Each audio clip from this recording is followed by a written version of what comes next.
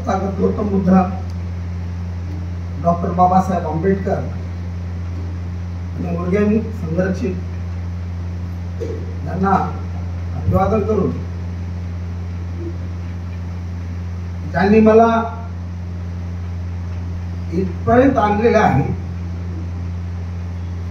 असे माझे आचार्य चंद्रबोधीच्या नंतर मला जे आचार्य त्या दीक्षेच्या वेळेस उपलब्ध झाले ते जितेंद्र, माझे कल्याण मित्र पद्मसेन आणि पुण्यसेन यांच्याच पुण्याईने किंवा यांच्याच सहकार्याने मी आज आपल्या समोर वज्रघोष या नावाने उभा आहे.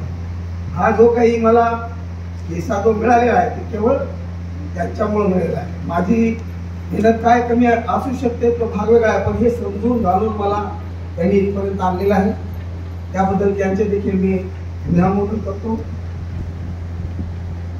यासाठी माझा परिचय ज्यांनी दिलेला आहे खरंच म्हणजे मला अगदी डोक्यावर ओझं झाल्यासारखं वाटलं की मी एवढा माझी काही जी औपचारिकता नाहीच आहे, वास्तव त्यांनी माझा परिचय करून दिला आणि मला खूप आनंद झाला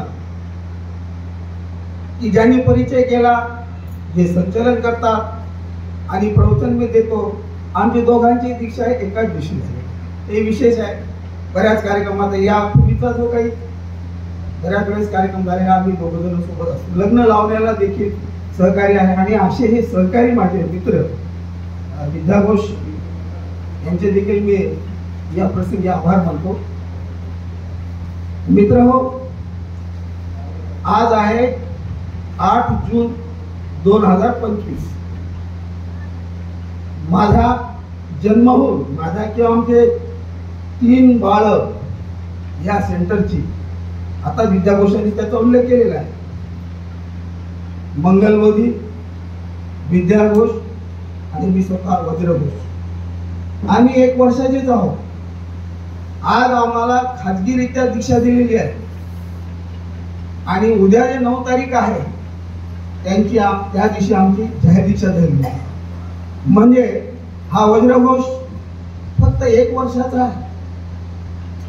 हा वज्र आध्यात्मिक माझा जन्म जो आहे तो 1 वर्षाचा आहे आणि या 1 वर्षात आता कुठून रांगून आपल्या बोटाला धरून पुढे जाण्याचा प्रयत्न करतो.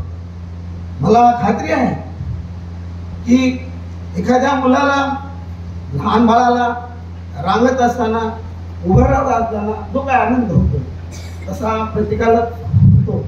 त्याप्रमाणेच त्याला रांगताना त्याला उभं राहील, पडल याची काळजी घेतात आणि त्याच्या बोटाला धरतात, पडू नये म्हणून. तो मुलगा बगर बोट धरण्याचा प्रयत्न करतो, परंतु ते बोट सोडून तो चालण्याचा प्रयत्न करतो.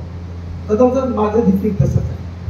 आपल्याला आपल्या बोटाला धरून मी आता रांगताना आता उभं राहण्याचा प्रयत्न केलाय आणि पुढे चालण्याचा प्रयत्न केलाय.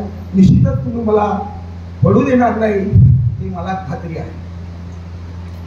तर मित्र हो, हे माझ्या जन्मात आध्यात्मिक जीवनातलं पहिलं प्रवचन. त्यामुळं आपण समजदार आहात, नवीन आहे, लहान आहे याची आपल्याला जाणीव आहे. तरी पण मी हा प्रयत्न करणार आहे. माझे बरेच मित्र वर्षभरापासून मला म्हणतात की तुम्हाला सगळं जमते, तुम्ही करत ना. मला खरंच जमत आहे असेल, पण आता जसं यांनी माझा परिचय दिला कलेच्या दृष्टीने, तो कलेच्या दृष्टीतून तो भाग वेगळा आहे. तिथे काही करता येते, पण या आध्यात्मिक जीवनाच्या वाच्यतेमध्ये किंवा बोलण्यामध्ये जो काही फरक आहे तो चुकू नये, चुकीचा संदेश जाऊ नये ह्याची काळजी असते, म्हणून मी टाळतो. परंतु आता किती दिवस टाळायचं, टाळूनही जमणार नाही. आपल्याला हे जे दिलेलं आहे धर्मप्रचारासाठी दिलेलं आहे आणि त्यामुळे मग मी हे ठरवलंय की ते ठीक आहे, बघूया काय. म्हणून तुमच्या हिमतीने मी उभा आहे, तर आपण सांभाळून घेणार ठीक. तर मला धम्मपदातली मी आपल्याला धम्मपदातल्या 64 गाथाविषयी सांगणार आहे. तत्पूर्वी आपल्याला धम्मपद माहीत असेल, सर्वांनाच माहीत असेल, परंतु ज्यांना माहीत नाही धम्मपद, जसं बुद्धा आणि धम्मा हे सगळ्याच्या तोंडात आहे. बाबासाहेबांनी लिहिला आणि बाबासाहेब असं केलं तसं केलं वगैरे, पण धम्मपद हे सहसा कोणी सांगत नाही. हा धम्मपद ग्रंथ देखील फार महान आहे. आणि हे धम्मपद म्हणजे बुद्धाच्या वाणीचा संग्रह आहे. बुद्धाने जे बोललंय ते त्याच्यात नमूद केलेलं आहे. ते कथेच्या माध्यमातून, काव्याच्या माध्यमातून केलेलं आहे. असं हे धम्मपद काय, त्याचं महत्व काय, तर धम्मपद म्हणजे भगवान बुद्धाच्या मुखातून मी सांगितल्याप्रमाणे त्यांचे जे शब्द आहेत, त्रिपिटकातील खुद्दक निकाय यातला हा भाग आहे. त्रिपिटक आहेत ना, त्या त्रिपिटकातला खुद्दक निकायामध्ये हा भाग धम्मपद येतो. धम्मपदामध्ये एकूण 26 वर्ग आहे, आणि 423 गाथा आहे. ही मी धम्मपदाविषयी सांगायला. तर असा आहे धम्मपद. याचा धम्मपद गेय आहे, म्हणजे गेय आहे म्हणजे काव्यामधून सांगायचा. आपण गीतामधून काही कीर्तनकार जे सांगतात ना, चालबद्ध गाण्यात वगैरे सांगतात. मला वाटते सुरंगम देखील असं मधून काहीतरी सांगायचे हे त्यावेळेचे. तर हे तोच प्रकार असे. तर लोकांना समजण्यासाठी गीताच्या माध्यमातून या चालीच्या माध्यमातून जी गोष्ट सांगितली त्याला गेय असं म्हटलेलं आहे. हा जो ग्रंथ आहे हा भारतापुरता मर्यादित नाही. हा ग्रंथ आहे जगातला ग्रंथ आहे, श्रेष्ठ ग्रंथ आहे. बुद्धाच्या वाणीचा संग्रह जे आहे हा जगामध्ये श्रेष्ठ आहे. आता जगामध्ये आहे श्रेष्ठ आहे म्हणजे जगामध्ये सर्व जे काही त्यांची काय भाषा आहे, हिंदी, मराठी, इंग्रजी नाही आहे, वेगवेगळी भाषा आहे. त्या वेगवेगळ्या भाषेमध्ये देखील हे धम्मपद आहे ना. आपल्याकडे बुद्ध आहे, धम्मा इंग्रजीमध्ये आहे, हिंदीमध्ये आहे, मराठीमध्ये आहे, बरोबर आहे. तसंच वेगवेगळ्या देशामध्ये वेगवेगळ्या भाषेमध्ये हा ग्रंथ आहे. मग आता या ग्रंथामध्ये आहे काय, बुद्ध आणि धम्मामध्ये बाबासाहेबांनी जसं लिहिलं आपल्याला माहिती आहे. सिद्धार्थाचा जन्म वगैरे इथून आपण सुरुवात करतो ते बुद्धत्वापर्यंत करतो हे आहे. म्हणजे याच्यात काय, मग हा का कसा आहे, हा देखील मानवतावादी आहे. बुद्धांनी जे धम्म सांगला मानवतावादी, आपण वारंवार म्हणतो हा मानवतावादी आहे. आणि वास्तव जीवनाचं चित्रण करणारा आहे. माणूस जे जगते ना त्याप्रमाणे त्याचं वास्तव चित्रण करून लोकांना सांगणार आहे. दुसरा म्हणजे विज्ञानाशी निगडीत आहे, विज्ञानावर आधारित आहे, कुठल्या कर्मकांडावर आधारित नाही, विज्ञानाशी सुसंगत म्हटलेलं आहे. याच्यामध्ये बुद्धांनी कल्याणकारी शिक्षण दिलेलं आहे, शिकवण दिलेली आहे. म्हणजे कल्याणकारी म्हणजे आता स्वतःचं कल्याण तर होतेच होते, पण इतरांचं कल्याण, लोकांचं कल्याण होण्यासारखे हे हा ग्रंथ आहे. आणि हे सगळं जर पाहायचं असेल ते धम्मपदामध्ये पाहायचं. आता असं म्हणतात, असं आहे, नियम आहे, श्रीलंका देशामध्ये भिक्षूंना जे ते काय म्हणतात त्याला उपसंपदा, भिक्षूंना जी उपसंपदा दिली जाते तर तिथं नियम आहे, धम्मपदातल्या गाथा मुखगत आल्या, पाठ झाल्या तर त्याला उपसंपदा दिली जाते. आता विद्याभूषण सांगितल्याप्रमाणे आम्हाला जसं धम्मचारी होण्यासाठी वेळ लागणे किंवा काही होणं त्याच्यात पात्रता नाही, त्यावर धम्मचारी होत नाही, तसं हे भिक्षूच्या बाबतीत श्रीलंकेमध्ये हा नियम आहे. मला इतर गोष्ट आवर्जून आठवली. मी प्रोसेस मध्ये होतो, मी आचार्याचा संपर्क घ्यायचा टाळायचा.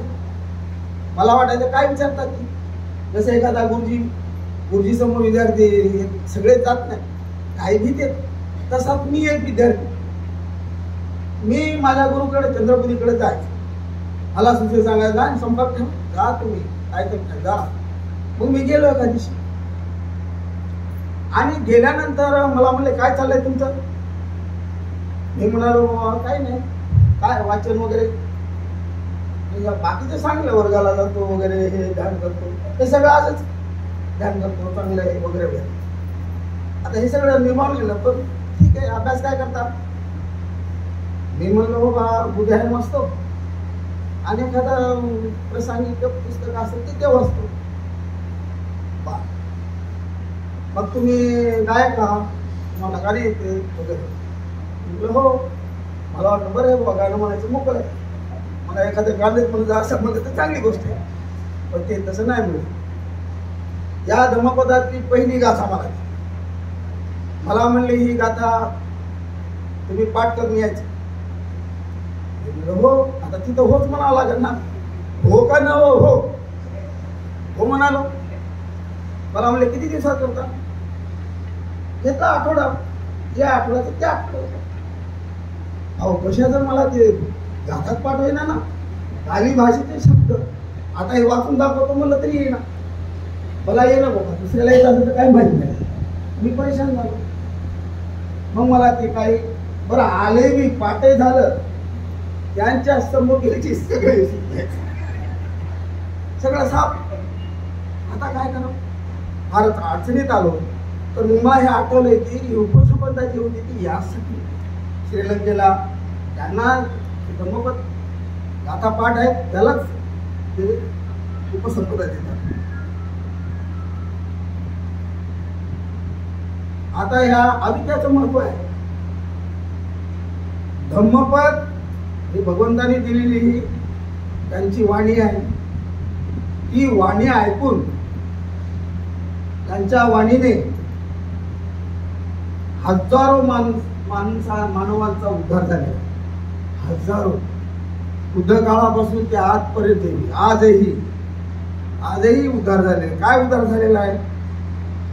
कोणी श्रोता पण झालेला आहे, कोणी सत्रतगामी झालेला आहे, कोणी अनागामी झालेला आहे, कोणी आहरण झालेलं आहे, आणि अजून काही पुढे म्हणजे दुःखमुक्तीच्या मार्गावर आहे, दुःखातून मुक्त व्हायचा असा प्रयत्न करत आहे. हे त्याचं या धम्मपदाचं महत्व आहे.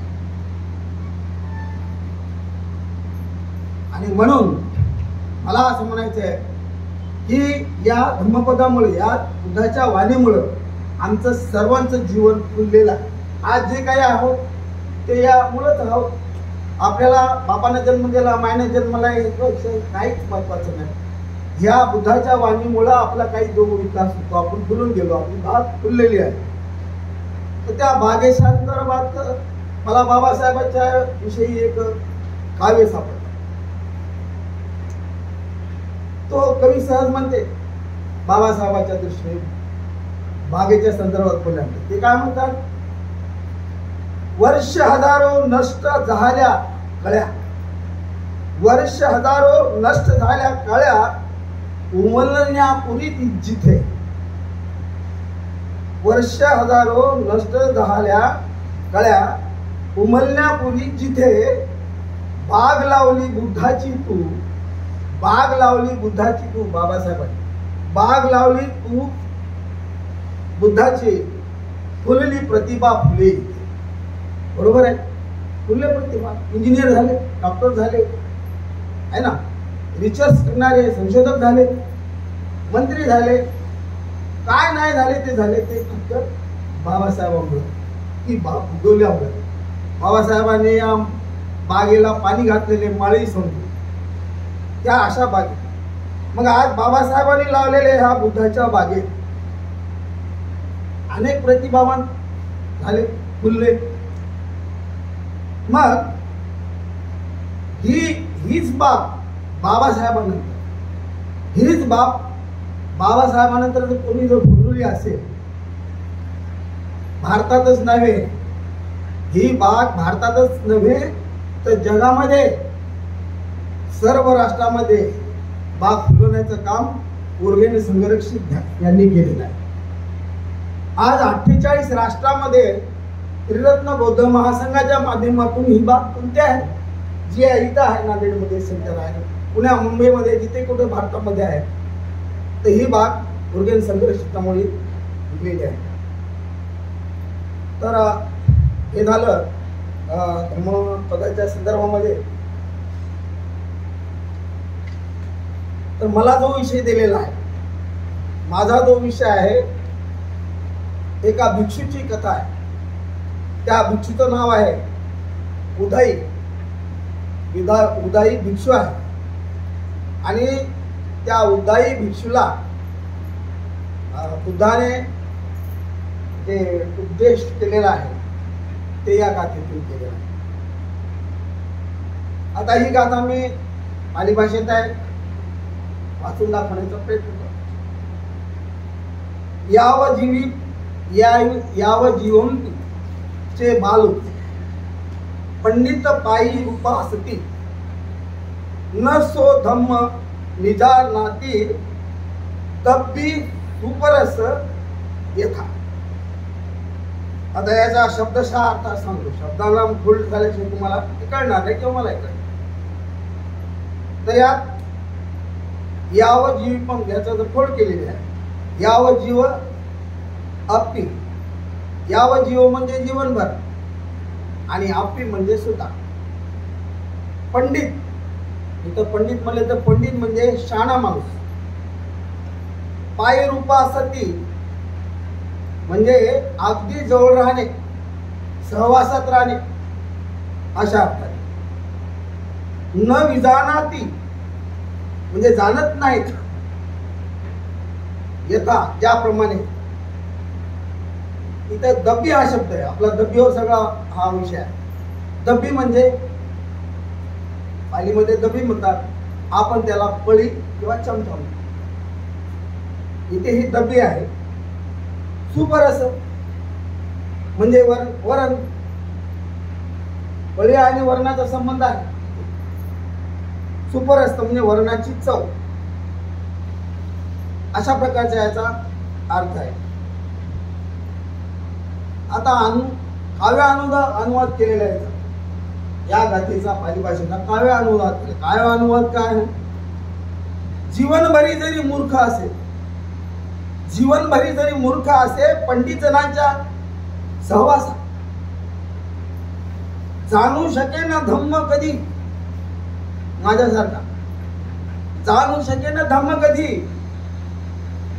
जैसे पळी आणि डाळ रस्सा, म्हणजे जशी पळीची आणि त्या वर्णाची संबंध आहे तशी. आता हे पळी आणि हे का म्हणलेलं आहे की आपण लक्षात घ्या. पळी आणि याचा जर लक्षात घेतलं तर आपल्याला समजून जाईल. समजा आता पळी आहे आणि भगुना आहे. भगुन्यामध्ये आपण अन्न पदार्थ शिजवतो. शिजवल्यानंतर अन्न अनेक प्रकारची, गोड, तिखट, आंबट, जे काय तुरट, ज्या काही चवी असतील ते आपण त्याच्यात शिजवतो. आणि पळीनं खाली वरी आडवं तिडवं सगळं करतो, आहे की नाही? हे सगळं ते पळी झिजेपर्यंत करतो. पण एवढं झाल्यावरही त्या पळीला कशाची चव नाही. तसं आपला आपण या धर्मामध्ये कितीही विरोध करतात आणि ते जर नसेल तर त्या याच्यासारखं होऊ नये हा उपदेश फक्त त्यांना केलेला आहे. उदाई. तर ही गोष्ट आहे, त्या गोष्टाच्या माध्यमातून सांगितलेली आहे. भगवंत श्रावस्तीमध्ये चारिका करतात विवाहाच्या. भगवान बुद्ध असे एका दिवशी चारिका करीत श्रावस्तीमध्ये फिरत होते आणि फिरता फिरता ते आपल्या महालाकडे गेले. ते दररोज चालू आहे. महालात जायचे आणि प्रवचन द्यायचे आणि प्रवचन देऊन परत जायचे. ते दैनंदिन कार्यक्रम होता. आता याच्याबरोबर मग काही भिक्षू असतील. त्यातला एक भिक्षू म्हणजे हे उदाई. काय करायचा? बुद्धांना प्रवचन दिलं. बुद्ध गेले हॉलमध्ये हे एकटाच राहायचा, हॉलमध्ये एकटा राहायचा आणि बुद्धाच्या आसनावर राहून बसायचा, बुद्धाच्या आसनावर राहून बसायचा. मला एक गोष्ट इथं आवर्जून सांगावीशी वाटते. मी नव्हतो, माझी पत्नी इथं वर्गाला आली. आपलाच एक मित्र आहे, नाव सांगणार नाही. तो मित्र आला आणि इथं आम्ही जिथं ध्यान घेतो ना ती उशीर काढली. त्या उशीवर बसला आपला डोळे लावून. माझी मिसेसनं सांगितलं बरं का, डोळे लावून बसला. त्याला माहित नाही कोण आलं कोण गेलं काय नाही. मग आता हे आलेले सगळे हसायले. आता त्याला जरा चावू लागली असं आले डोळे उघडून मग हसायला. हे असा उदय या वृत्तीचा बडाव जॉब करणारा बढाई घोर असा हा उदय आहे. तर मग हा उदय ते काय करते, बुद्ध गेले की त्या बुद्धाच्या आसनावर जाऊन बसला की मग आता हे असं करते, नाटक करते सगळं. पण ते महाल पाहण्यासाठी, शावतीचा महाल पाहण्यासाठी अनेक लोक येतात आणि अनेक लोक आल्यानंतर बघायला येतात. तर ह्याला बुद्धाच्या आसनावर हा एक भिक्षू बसलेला दिसतो आणि भिक्षू बसल्यावर मग आता त्यांना वाटतं बुद्धच आहे, काही पाहणाऱ्याला काय माहिती बुद्ध हे भिक्षू आहे, काही त्यांना जाण नाही. आणि ते बुद्धच आहेत असं समजून तो भिक्षू काय करतो, तो दुसरा आलेला भिक्षू त्याला प्रश्न विचारतो, काय पंचस्कंद म्हणजे काय, काय काय प्रश्न विचारतो. आणि पंचस्कंद हे त्याला काहीच माहित नाही त्या उदयला. एकाच्याही प्रश्नाचं उत्तर देऊ शकत नाही. मग हा भिक्षू काय करतो, बुद्धाकडे जाऊन याची तक्रार करतो. काय म्हणतात ते, तुम्ही तुमचे भिक्षू वगैरे सगळे आहेत, त्यांना काहीच येत नाही, पंचस्कंद माहित नाही, कुठलंच माहित नाही. मग तिथं बुद्ध मग एक उपदेश करतात त्या माणसाला की हा महाल पाहायला आलेला आहे आणि उद्याविषयी त्याचा संवाद झालेला आहे. आणि मग ते तक्रार केल्यानंतर तिथे एक त्यांनी बुद्धाने उपदेश केला आहे, ती उच्चारलेली जातात.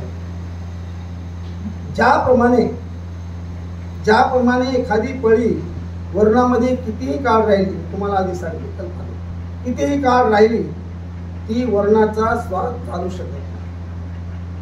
त्याचप्रमाणे एखादा मूर्ख मनुष्य जीवनभर जरी प्रज्ञावंताच्या सहवासात राहिला, सानिध्यात राहिला, तरी तो धम्म जाणणार, त्याला धम्म जाणता येतात. अशा प्रकारचं ते उदाहरण देऊन बुद्धांनी सांगितलेलं आहे. तर स्पष्टीकरण ते सांगितलं तुम्हाला, डब्बी आहे, चमचा आहे आणि तो वर्षानुवर्ष राहतो आणि त्याला काही चव येत नाही, त्याप्रमाणे. आता याच्यात धम्म आलाय. धम्म म्हणजे काय, म्हणजे धम्म आपण समजून घेतलं पाहिजे. बुद्धांनी धम्म म्हटलेलं आहे, धम्म समजत नाही म्हटलं. तर धम्माची व्याख्या निरनिराळ्या प्रकारे आहे. धम्म म्हणजे नीती, नीती म्हणजे धम्म वगैरे आपण पाहतो, आहे की नाही. धम्म बुद्धाचे अनुभव आहे, दुसरं काय, बुद्धाचे अनुभव. बुद्धाला बुद्धत्व प्राप्त झालं, बुद्धत्व प्राप्त झाल्याचे अनुभव सांगण्यासाठी कोणाला सांगावं, काय सांगावं. 7 आठवडे बुद्ध वेळ राहिले ज्ञान प्राप्ती झाल्यानंतर. म्हणजे अनुभव सांगण्यासाठी ते धडपड होते, असल्या प्रकारचा अनुभव. आणि मग त्या अनुभवातून तुम्ही ज्यांना कोणाला सांगितलेला आहे, जो उपदेश आहे, ते म्हणजे धम्म. तुम्ही दुसऱ्याला सांगितलं तर म्हणजे धम्म.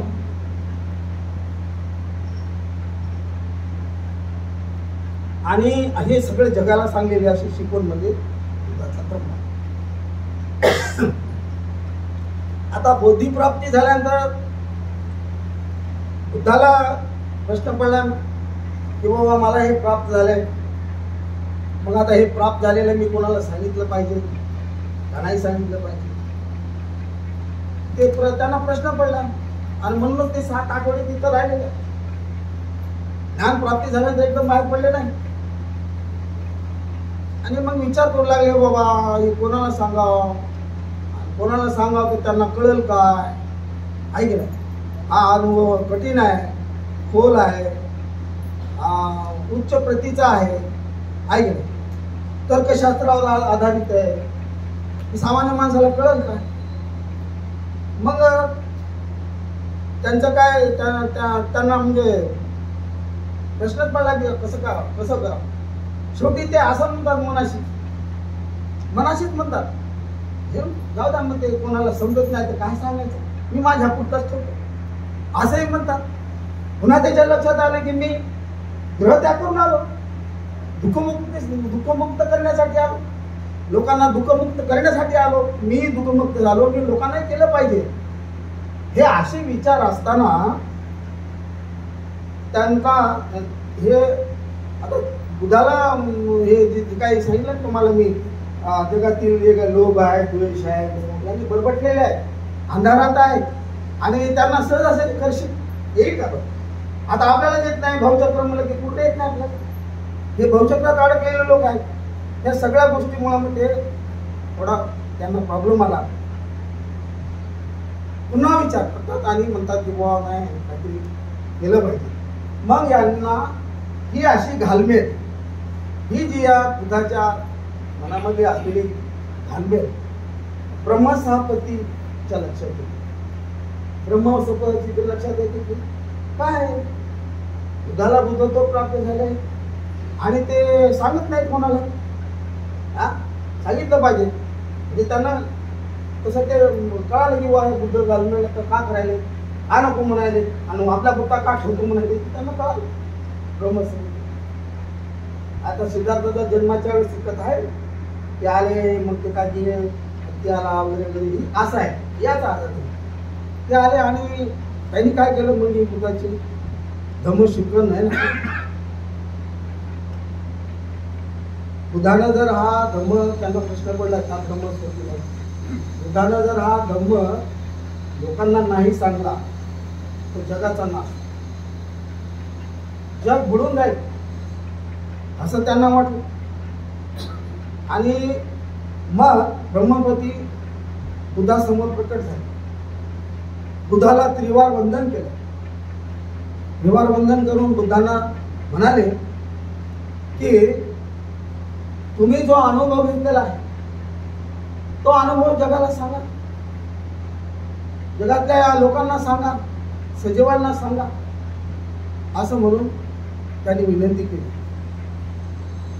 आणि मला वाटतं ती विनंती मान्य करूनच बुद्धाने मग हा निर्णय घेतलेला आहे की सांगितलं पाहिजे. आणि मग ते बाहेर पडले सांगण्यासाठी. आता सांगण्यासाठी बाहेर पडले तर त्यांना पुन्हा प्रश्न आला की बाबा सांगायचं तर ठीक आहे. मग त्यांनी त्यांच्या दिव्य चक्षुने सजीवाकडे पाहिले, निरीक्षण केलंय की काय चाललंय. मग त्यांना दिसले काही आंधळे अंध, काही बुद्धीने हुशार, काही अज्ञानी, एकदम अज्ञानी, काहीच येत नाही असे, काही चांगल्या स्वभावाचे तर काही वाईट स्वभावाचे, काहींना शिकवणे कठीण आहे तर काहींना सोपं आहे, त्यांना समजते, आकलन आहे. अशा प्रकारचे त्यांना ते चित्र दिसलं.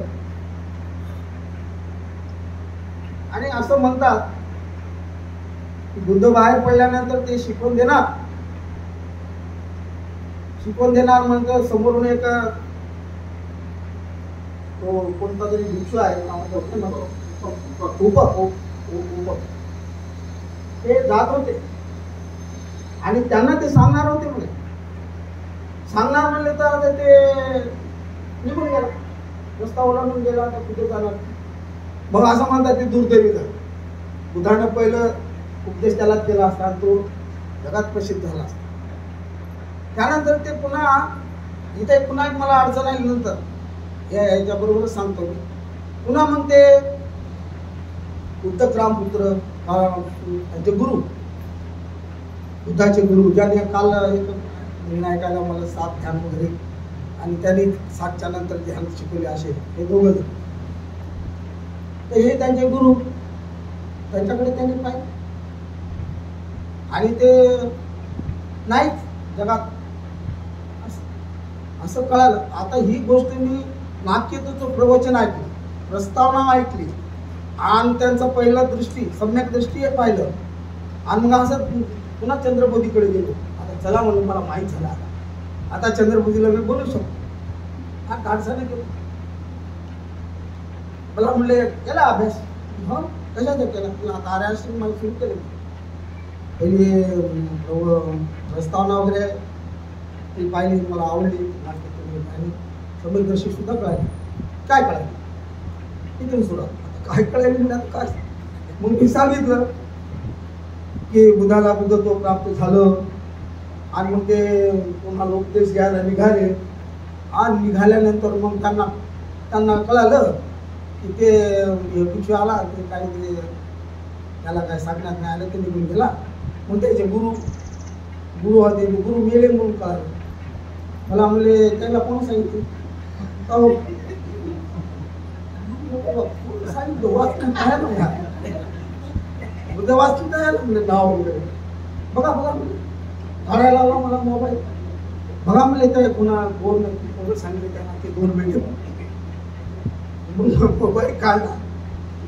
मोबाईल काढला तर काय मग लक्षात आलं की बुद्धाची दिव्य दृष्टी येते, त्याला कोणाला सांगायची गरज नाही, हे नंतर लक्षात आलं.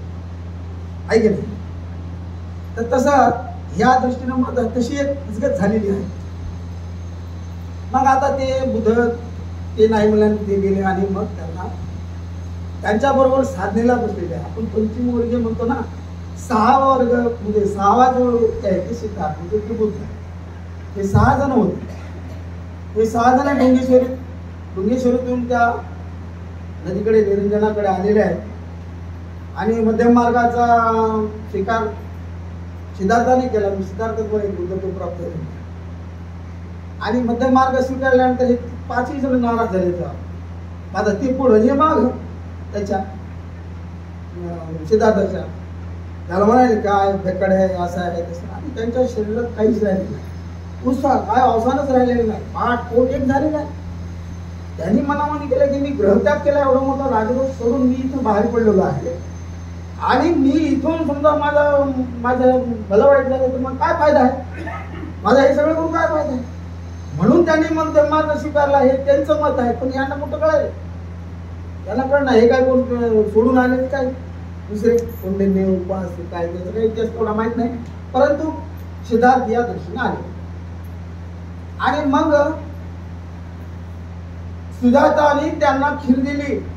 ते चक्कर येऊन पडले, येऊन पडले. पडल्यानंतर सिद्धार्थाने त्यांना ती खीर दिलेली आहे. आणि त्याच्यात ते थोडे ताजे तवाने झालेले आहे. आणि ताजे तवाने होऊन निरंजना नदीमध्ये ते काय पातेले, आता चांदीचं पातेल आहे, आता तुम्हाला संभ्रम वाटेल. हे चांदीचं पात्र आहे सुजातानं दिलेलं, त्याच्यात खीर खाल्लेली आहे. आणि ते पात्र निरंजना नदीत प्रवाहात टाकलेलं आहे. आता सांगा या प्रवाहामध्ये एखादी वस्तू टाकली तर प्रवाह बरोबर जाईल की नाही, जाईल की नाही. आणि या प्रवाहावर जाताना ती काय उलटी येणार नाही. पण आपल्याला इतिहास सांगते की त्या प्रवाहाच्या विरुद्ध ते पात्र केले. त्याचा अर्थ काय आपल्याला तर शक्य वाटत नाही ना, राहू शकत नाही. तर बुद्धाने जे काही आता ठरवलेलं आहे, जे काही तुम्हाला शिकवण दिलेली आहे, ती शिकवण प्रवाहाच्या विरोधातली आहे. म्हणजे लोकांना पटणारी नाही, लोकांना पचणारी नाही, अशा प्रकारची ही आशा आणि गेले. आणि त्या बोधिवृक्षाखाली बसलेले आहेत आणि तिथं ज्ञान प्राप्त झाले नाही. आता मार्ग मग ह्यांना त्या 5 प्रवृत्तीकडे जायचं निघाले तिकडं.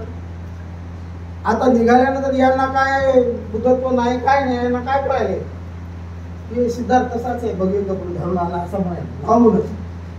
उद्या म्हणजे त्याला काय, त्याला पाणी देऊ नको रे, बसायला देऊ नको, त्याला हे देऊ नको, ते सगळं आपल्या तिथं करे. आपल्या सारनाथ मध्ये बसली, गाय उन्हामध्ये बसलेली आहे, द्यायचं ठरलं नाही. पण बुद्ध सिद्धार्थ जसे जसे पुढे आले तशी आली, सगळे विचार बदलले. मग कोणी पाणी द्यायले, कोणी बसायला द्यायले, कोणी काय पुसायले, कोणी काय करायला. हे बुद्धाचं जे काही बुद्धत्व आहे. आणि तिथे हे आपल्याला उपदेश दिलेला आहे. आणि तिथला सर्वात मोठाचा उपदेश आहे मी माने. सर्वात मोठाचा बुद्ध म्हणजे 4 आर्य सत्य. त्या 4 आर्य सत्यातलं जे होतं आर्य सत्य ते दुसरं तिसरं काही नाही, ते आर्य अष्टांगिक मार्ग आहे. हा आपल्याला उद्देश त्यांनी दिलेला आहे. तर अशा प्रकारे त्यांनी दिलेला आहे. आणि मग या बुद्धांनी सांगितल्याप्रमाणे वह्या अंध आहेत, आम्ही काय करू, याला एक उपमा दिली आहे. ते बुद्धीने हुशार नाहीत, अज्ञानी आहेत, ना. मग यांनी बुद्धाने एक उपमा दिलेली आहे की त्यांना ते कसे दिसले. तर उपमामध्ये सांगतात ते अशा प्रकारे एखाद्या तळ्यात लाल किंवा पांढरे कमळ, निळे, लाल किंवा पांढरे कमळ, त्यात काही कमळ पाण्यात उमलावे, पाण्यात वाढावे आणि पाण्यातच राहावे, असे कमळ आहे. काही कमळ कसे आहेत, तिथंच वाढतात, तिथंच राहतात, अशा. आणि दुसरा जे आहे, काही कमळ पाण्यात उगवतात, पाण्यात वाढतात आणि पाण्याच्या वर येऊन राहतात, असे काही आहेत. आणि काही कमळ असे आहेत ते पाण्यात उगवतात, पाण्यात वाढतात आणि पाण्याच्या वर येतात, पाण्याला कसला देत नाही, पाण्याच्या वर येतात, असे लोक आहेत. अशा पद्धतीने बुद्धांनी असं ठरवून दिलं. अशा प्रकारचे लोक आता आपण पाहतो कमळाच्या याच्यावर पाणी जर टाकलं तर राहत नाही. तर ही शिकवण आहे बुद्धाची. मला वाटते कथेचं सोड इथं संपते. पण आपले एक ऋणावान असा धम्म जगातील दुःख नष्ट करण्यासाठी आपल्याला बुद्धांनी शिकवण दिलेली आहे. आणि त्या शिकवणीच्या दृष्टीनं आपण, मी तर स्वतः पाहिजे की मी उदाई आहे का, मी उदाई सारखा आहे का, आणि मी उदाई सारखा असेल तर मला हे धम्म कळेल का, मला हे भवचक्र कळेल काय. आता भवचक्र म्हणल्यानं किती कठीण आहे. हा ते द्वेष, लोक द्वेष, पहिल्या चक्रातून आपण नाही बाहेर पडलेलो आहोत. तर हे सगळे बुद्धांनी जे सांगितलेले आहे की त्यांच्या प्रेमातून आपल्याला तपासलेले आहे. आणि म्हणून त्यांनी ते नाकारलं होतं. आणि अशा प्रकारे त्या उदाईच्या कथेतून आपल्याला हा धम्म सांगितला आहे. सांगता येत नाही माझ्याकडून काही चूक झाली असेल अभ्यासाच्या बाबतीत. मी कच्चा आहे, विद्याघोष माझे गुरुच आहेत. कारण आमच्या गुरुनं सांगितलं की तुम्हाला विद्या जास्त येते, त्याला कमी येते, त्याला मदत करा. त्याच्यामुळं ते मला सांगू शकतात. तर अशा प्रकारे आपण सर्वांनी शांतपणे ऐकून घेतलेलं आहे. आणि माझ्यासाठी बरेच लोक आलेले आहेत. मला प्रज्ञाचित्ताने म्हणजे त्यांना फोन आला होता की बँकेमध्ये वाघमारे ताई आहे, त्यांना ध्यान शिकण्याची इच्छा आहे. ते मी म्हटलं बा रविवार आहे, रविवारी ध्यान चांगलं जाते सकाळी करण्यापेक्षा. आज शिकलं तर उद्या तुम्ही सकाळी येऊ शकता. आणि त्यांचं खरंच लक्ष आहे त्यांचं की त्या गोष्टी इतकं सुंदर अनामांसाठी धर्माची माहिती दिली टकाटक. हे अशा प्रकारचं आहे, म्हणजे ते आपण समजून नक्कीच येऊ शकतो. तर अशा प्रकारचं त्या काही सुद्धा आलेलं आहे. आता माझ्या प्रवचनात माझी भगिनी आहे, एक दिवस ध्यानाला आली, पुन्हा आली माहीत नाही, चल मला तर नाही आली, परंतु माझी भगिनी दररोज आहे, आज वर्गाला सुद्धा आहे. घर आमचं खटलं पण आलेलं आहे.